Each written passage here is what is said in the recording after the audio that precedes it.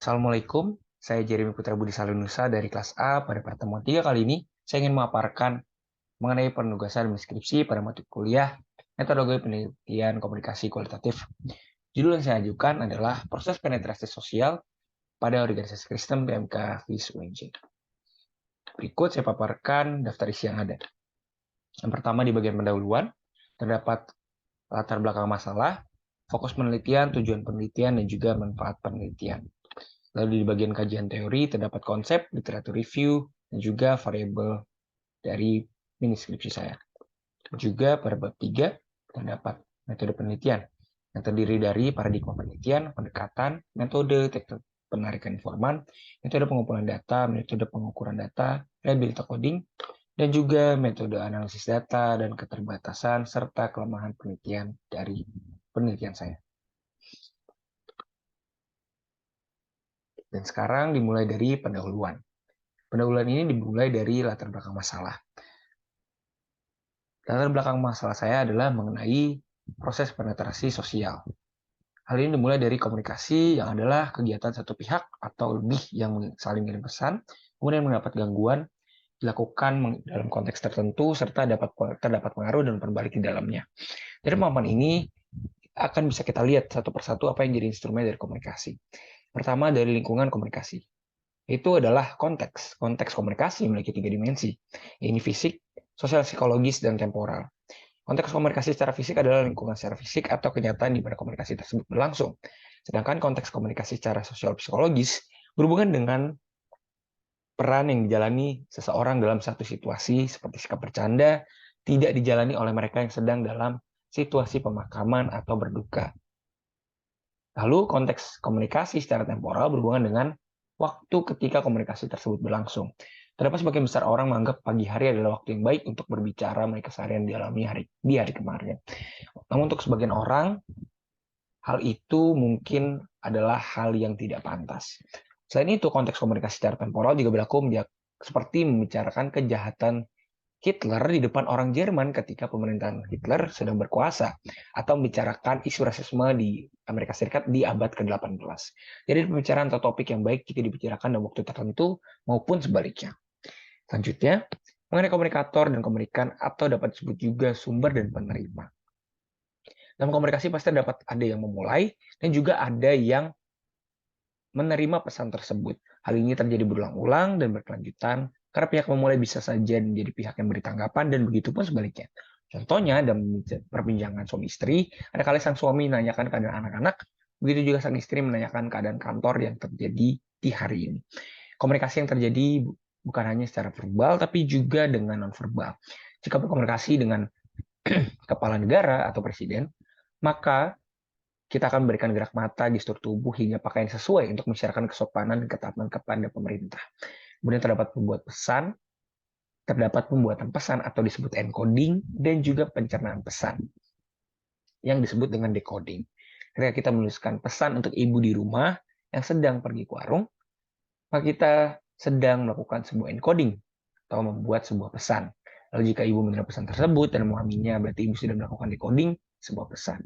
Konteks, komunikator, komunikan, encoding dan decoding adalah instrumen penting dalam lingkungan komunikasi.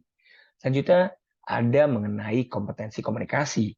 Kompetensi itu adalah sesuatu yang termasuk sebagai keterampilan, kebiasaan, keahlian yang dibutuhkan individu dalam menjalani kehidupannya sebagai pribadi, warga negara maupun siswa ataupun pegawai. Kompetensi yang dimiliki individu dalam menjalani kehidupan pasti menyangkut dalam interaksi dengan pihak lain atau bisa saja dengan kompetensi atau bisa saja disebut dengan kompetensi komunikasi. Hal ini dilakukan bukan hanya melalui konteks fisik, tapi sosial psikologis, secara sosial psikologis maupun temporal. Seperti disampaikan Spitzberg dan Kupak dalam tahun 1989, dikutip ulang oleh De Vito dalam bukunya Komunikasi Antar Manusia, edisi kelima tahun 2018, itu kompetensi dalam komunikasi merujuk pada berkomunikasi secara efektif. Jalan dengan uraian tersebut, mempelajari kompetensi komunikasi berarti belajar untuk memahami cara orang lain lebih baik ketika berbicara, tidak berbicara yang tidak perlu, dan juga seterusnya. Yang berkaitan untuk meningkatkan atau menaikkan kompetensi kita dalam berkomunikasi secara efektif. Dalam kompetensi komunikasi, pertama-tama kita akan mengenal yang namanya pesan dan saluran. Pesan bisa berarti apa yang kita sampaikan.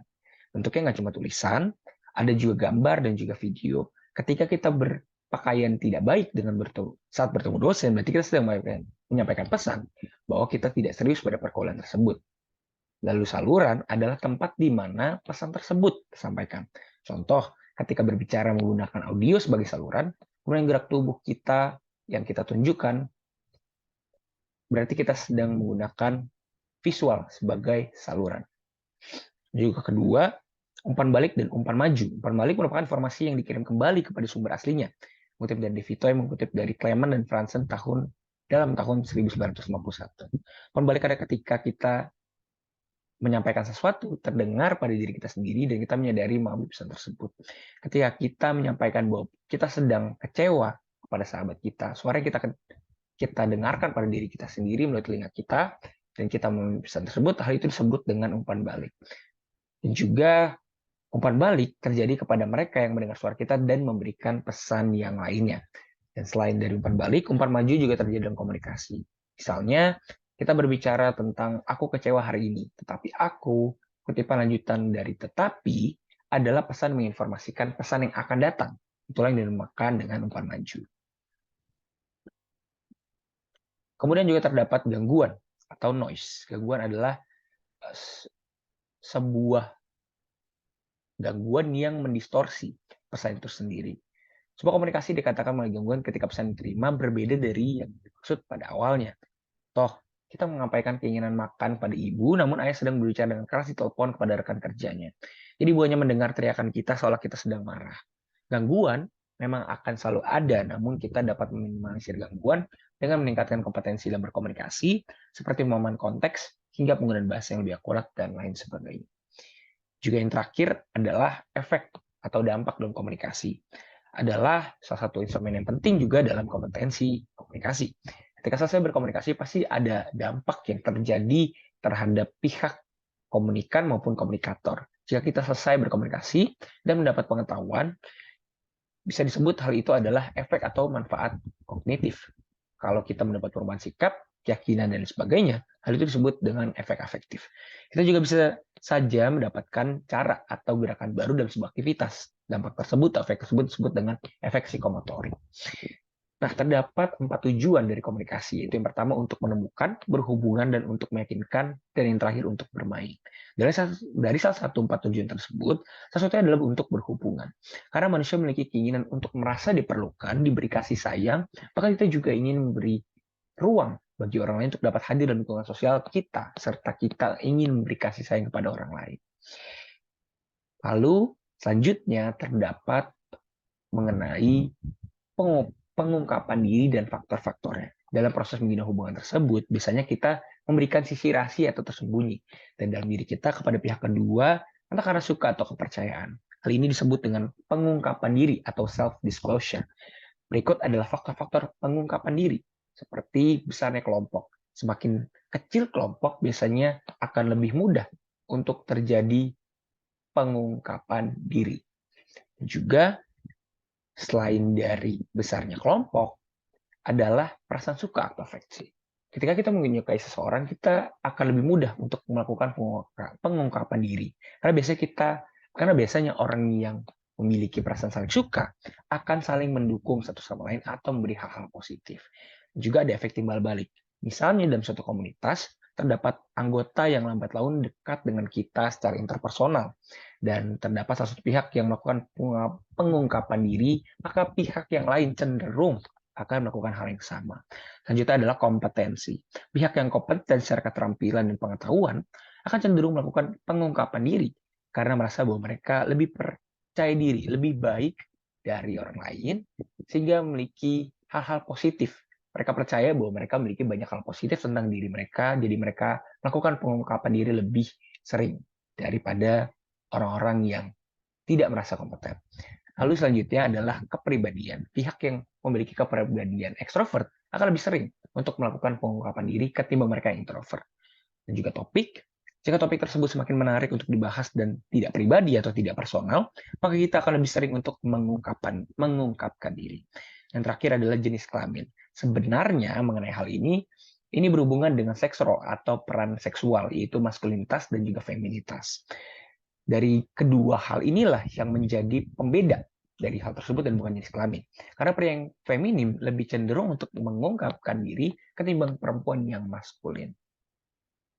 Nah, dari hal-hal tersebut, peneliti melihat PMK-FIS UNJ sebagai salah satu organisasi kemahasiswaan dari UNJ yang bergerak di bidang kerohanian, khususnya menaungi mahasiswa-mahasiswi Kristen di Fakultas Ilmu Sosial Universitas Negeri Jakarta. Seperti pada komunitas dan organisasi lainnya, PMK-FIS banyak mewadahi mahasiswa untuk bersosialisasi dan melakukan pengungkapan diri. Hal ini jadi salah satu upaya untuk mengurangi kesenjangan sosialisasi akibat perbedaan budaya maupun gegar budaya atau culture shock. Karena melalui informasi singkat yang peneliti dapati, yaitu sebesar lebih dari 80% anggota serta pengurus PMK-FIS berasal dari Pulau Jawa atau adalah anak-anak rantau. Maka dari itu, kehadiran PMK-FIS sebagai tempat untuk bersosialisasi, beradaptasi, serta saling mengungkapkan diri merupakan peran yang sangat penting. Nah, setelah mengenal pengungkapan diri dan kebutuhannya dalam berhubungan pada kehidupan manusia, maka penting untuk mengenal teori penetrasi sosial. Teori ini adalah sebuah teori yang menguraikan kedekatan hubungan ke dalam satu lingkaran berlapis berdasarkan kedekatan. Pengungkapan diri dengan penetrasi sosial sangatlah berhubungan. Jika suatu hubungan melakukan pengungkapan diri lebih sering, maka akan mendorong kedekatan ke dalam lingkar yang lebih dalam, seperti yang terlihat tertera pada dokumen saya. Namun, jika terjadi konflik ataupun pengungkapan diri yang dilakukan lebih sedikit dari yang sebelumnya, maka para tersebut atau kedekatan mereka dapat mundur ke lingkar awal dan hubungan semakin merenggang ketimbang sebelumnya. Melalui uraian mengenai pengungkapan diri sebagai kebutuhan dan penetrasi sosial sebagai teori dasar untuk meneliti kedekatan hubungan yang terjadi pada PMK-FIS UNJ, peneliti menyimpulkan bahwa permasalahan tersebut penting untuk diangkat ke dalam sebuah penelitian. Fokus penelitian dari penelitian ini adalah mencari tahu bagaimana proses pengungkapan diri antara pengurus dengan pengurus, anggota dengan anggota, dan pengurus dan juga dengan anggota pada PMK-FIS. Juga bagaimana proses penetrasi sosial antar pengurus-pengurus, anggota-anggota, dan pengurus-anggota pada PMK-FIS UNJ. Tujuannya adalah mengetahui proses pengungkapan diri dari antara pengurus dan juga pengurus, anggota dengan anggota, dan pengurus dengan anggota pada PMK-FIS UNJ. Kedua, mengetahui proses penetrasi sosial antar pengurus dan pengurus, anggota dengan anggota, dan pengurus dengan anggota pada PMK-FIS UNJ. Manfaat dari penelitian ini secara akademis adalah untuk memperkaya kajian dalam ilmu komunikasi, khususnya topik komunikasi antar pribadi atau interpersonal communication, dan kedekatan hubungan menurut teori penetrasi sosial. Manfaat praktis dari penelitian ini adalah meluasnya wawasan dan bertambahnya pengetahuan bagi pembaca dan peneliti, serta meningkatkan adanya literatur untuk penelitian serupa. Selanjutnya, dalam bab 2 terdapat kajian teori yang dimulai dengan konsep. Konsep yang digunakan dalam penelitian ini adalah komunikasi antar pribadi. Konsep komunikasi antar pribadi menurut De Vitor terbagi jadi 3 pengertian yang berbeda berdasarkan dasarnya. Itu pertama komponen, kedua diadik, dan juga ketiga pengembangan. Dari pengembangan sendiri terbagi menjadi 3, yaitu yang pertama pengenalan mengenai data psikologis, kedua pengenalan mengenai menjelaskan, pengenalan melalui peraturan pribadi. Setelah itu, komunikasi antar pribadi dapat lebih lanjut dikembangkan melalui kegiatan pengungkapan diri secara rutin, yang akhirnya dapat dilihat kedekatannya berdasarkan teori penetrasi sosial. Teori ini, atau teori penetrasi sosial, adalah teori yang menjelaskan kedekatan hubungan berdasarkan keluasan dan kedalaman komunikasi. Lalu selanjutnya adalah review literatur.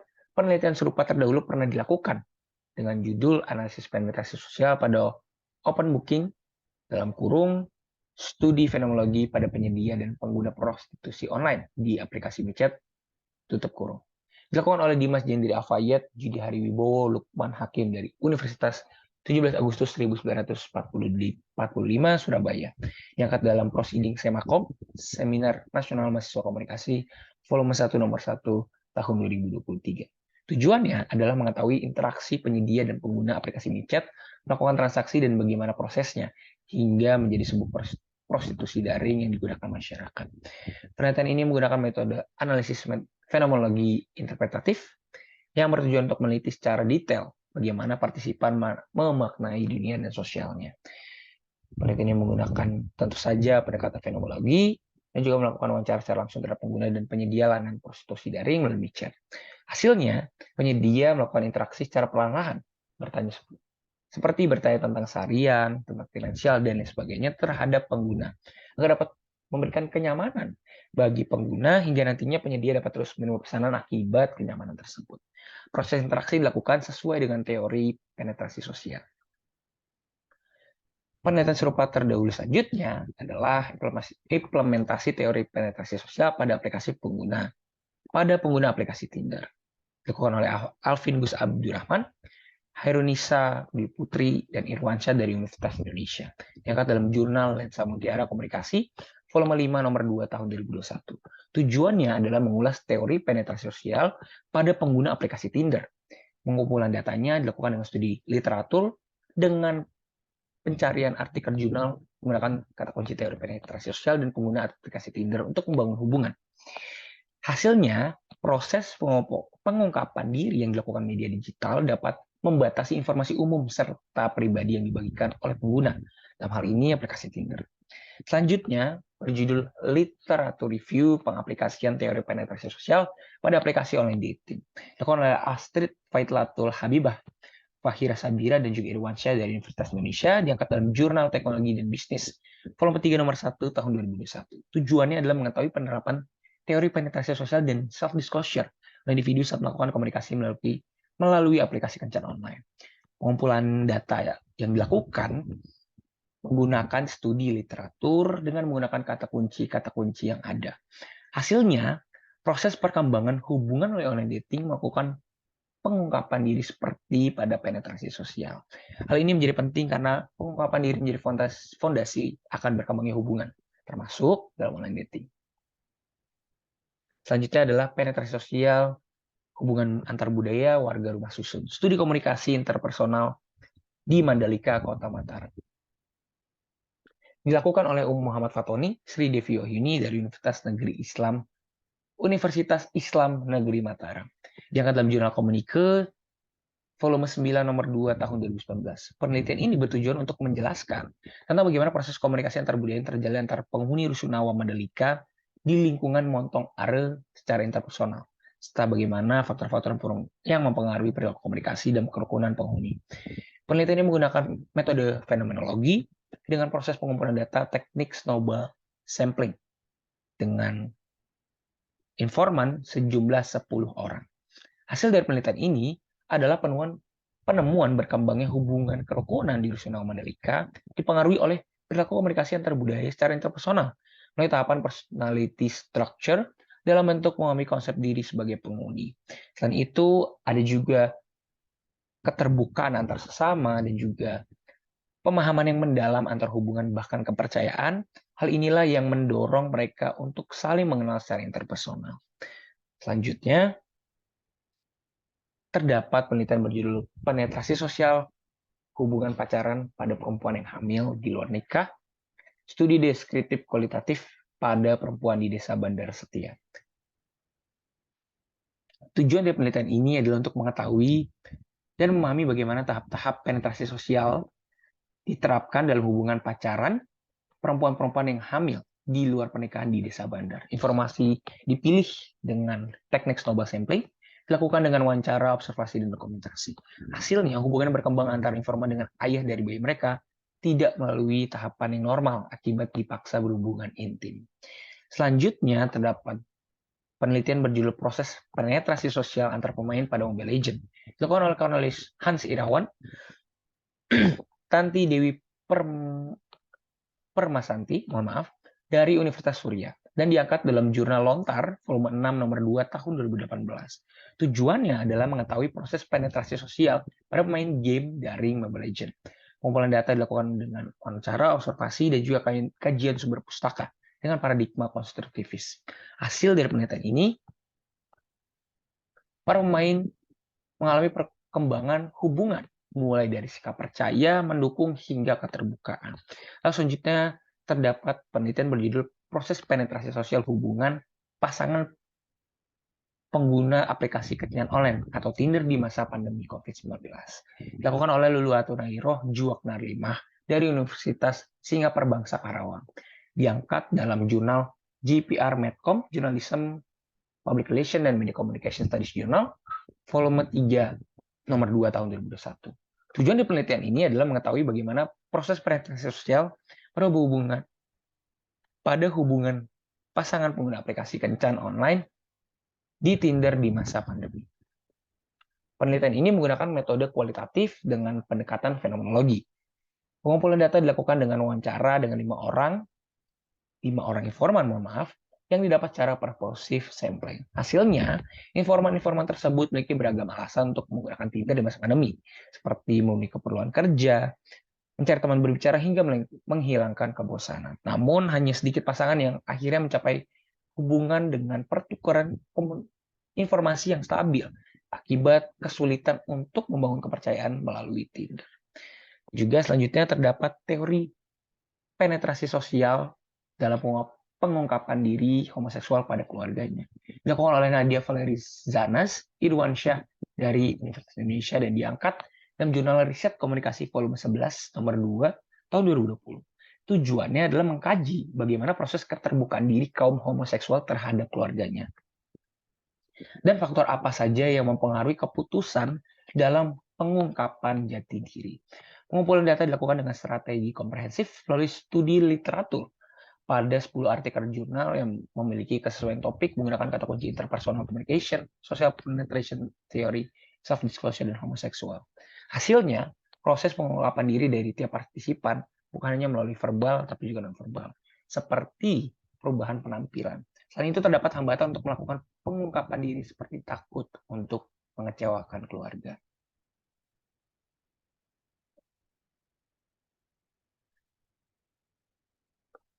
Selanjutnya, variabel yang digunakan dalam penelitian ini adalah penetrasi sosial. Teori penetrasi sosial telah digunakan dalam berbagai jurnal sebagai variabel untuk mengupas bagaimana hubungan dapat berkembang, bertahan, hingga berhenti pada akhirnya. Selanjutnya, yaitu pada metode penelitian, peneliti menggunakan paradigma konstruktivis, karena paradigma ini bermakna individu memaknai dunia yang dijalaninya, membangun sebuah makna secara perlahan-lahan, seperti sedang mengkonstruksi sesuatu. Tujuan penelitian menggunakan paradigma ini adalah untuk membangun perspektif yang luas mengenai topik yang diteliti. Sejalan dengan itu, penelitian kali ini ingin mengetahui proses penetrasi sosial pada PMK-FIS UNJ. Lalu pada pendekatannya, peneliti menggunakan kualitatif. Penelitian kualitatif berfokus untuk mengeksplorasi dan berupaya ingin memahami individu maupun kelompok terkait masalah sosialnya maupun masalah individunya. Seperti pada penelitian kali ini, peneliti ingin meneliti proses penetrasi sosial pada PMK-FIS UNJ melalui pendekatan kualitatif. Metode yang dilakukan adalah menggunakan narrative research. Peneliti menggunakan cerita dari informan, yaitu pengurus maupun anggota yang tergabung pada PMK-FIS UNJ. Teknik penarikan informan. Peneliti menggunakan purposeful sampling sebagai metode dalam menarik informan. Peneliti menetapkan PMK-FIS UNJ sebagai populasi dan sampel yang akan digunakan penelitian.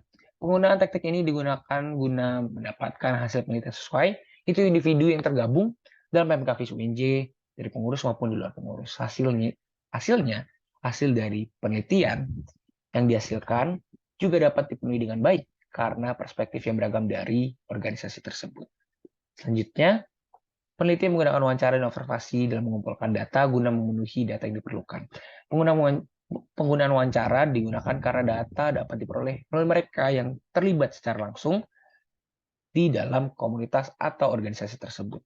Selain itu, penggunaan observasi secara tertutup dipilih karena dapat memenuhi keperluan peneliti mengenai proses interaksi bukan hanya secara verbal tapi non-verbal pada proses penetrasi sosial. Metode penguturan data. Keabsahan data diverifikasi menggunakan prolonged engagement dan persistent observation. Karena peneliti merupakan salah satu anggota dari PMK-FIS UNJ dan telah mengikuti 1 tahun kegiatan dari PMK FIS UNJ sebagai anggota. Peneliti telah membangun kepercayaan, pengenalan mengenai budaya, kebiasaan lainnya dalam PMK FIS UNJ. Selanjutnya, keabsahan data diuji melalui peer review, yaitu melakukan pengecekan terhadap pertanyaan kepada pihak-pihak lain yang telah mengenal PMK FIS UNJ lebih lama dari peneliti agar pertanyaan yang diajukan dapat diuji validitasnya. Reliabilitas diuji menggunakan teori reliabilitas coding dengan memberikan kode agar terdapat konsistensi terhadap pertanyaan-pertanyaan yang diajukan kepada informan. Persyaratan agar pertanyaan tersebut dapat dikatakan reliabilitas atau reliable adalah 80% terdapat 80% persetujuan. Selanjutnya, metode analisis data, peneliti menggunakan pencatatan dan pencatatan reflektif pada catatan lainnya. Peneliti memilih pencatatan sebagai metode analisa karena pemilihan metode pengumpulan data secara wawancara dan observasi secara tertutup. Keterbatasan dari penelitian ini yaitu penggunaan variabel penetrasi sosial karena pola hubungan dalam berorganisasi dapat diteliti oleh variabel-variabel lain yang ada kaitannya dengan pengorganisasian atau komunikasi organisasi. Jadi sudut pandang yang dapat peneliti melalui penelitian ini hanya sekedar pola hubungan berdasarkan pengungkapan diri dan interaksi lainnya bukan berdasarkan pembagian kerja dan lain sebagainya seperti dalam komunikasi organisasi. Yang terakhir, kelemahan dari penelitian ini adalah pemilihan sampel yaitu PMK FIS UNJ. Karena PMK FIS UNJ berganti-ganti kepengurusan dengan lama periode 1 tahun. Jika peneliti belum dapat menyelesaikan penelitian pada periode A, maka peneliti sebaiknya mengulang pada periode selanjutnya karena data yang dikumpulkan pasti berbeda dan dari sebelumnya akibat perubahan kepengurusan. Sekian dari saya, kurang lebihnya mohon maaf dan terima kasih.